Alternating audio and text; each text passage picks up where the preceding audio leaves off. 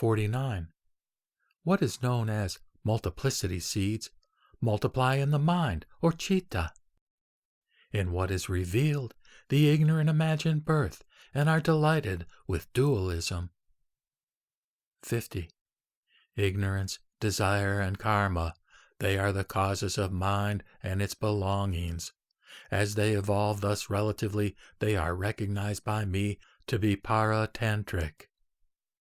51. When the field of mentation gets confused, they imagine that there is something real to take hold of. In this imagination, there is no perfect knowledge. It is false imagination rising from delusion. 52. When bound in conditions, there evolves a mind in all beings. When released from conditions, I say, I see no mind arising. 53. When the mind, released from conditions and unsupported by thought of self, abides no longer in the body, to me there is no objective world. 54 and 55, from Chapter 2, verses 147 and 148. As a king or a wealthy householder, giving his children various clay-made animals, pleases them and makes them play with the toys, but later gives them real ones, so I, making use of various forms and images of things, instruct my sons. But the limit of reality can only be realized within oneself. 56, from Chapter 2, verse 99. Like waves that rise on the ocean, stirred by the wind, dancing and without interruption. 57. So the flood of the alaya vijnana is always stirred by the winds of objectivity, and goes on dancing with the various vijnana waves. 58. Because there is that which is seized and that which seizes, mind rises in all beings. There are no such signs visible in the world as are imagined by the ignorant. 59. There is the highest alaya vijnana, and again there is the alaya as thought construction. I teach suchness or tathata that is above, seized and seizing. 60. Neither an ego, nor a being, nor a person exists in the skandhas. There is birth when the vijnana is born, and cessation when the vijnana ceases. 61.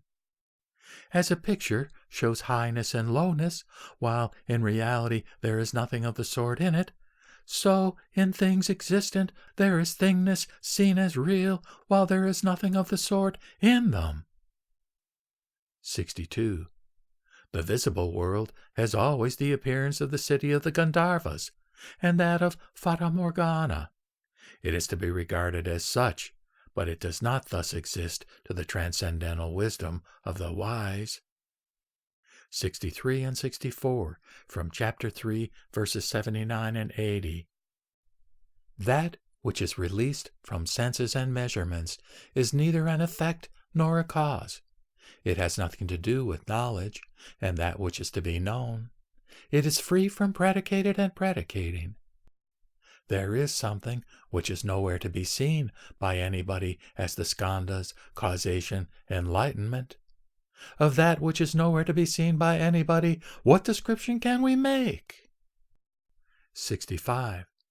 A proposition is established by means of conditions, reasons, and examples, such as a dream, the Gandharva's castle, fire wheel, mirage, the moon, the sun.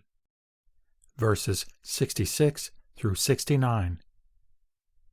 By such examples as flame, hair, etc., I teach that birth is something not to be recognized really as such.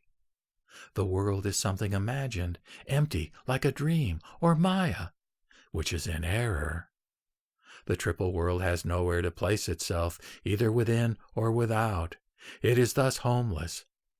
Seeing that all beings are unborn, there grows a full acceptance of the truth that nothing is ever born.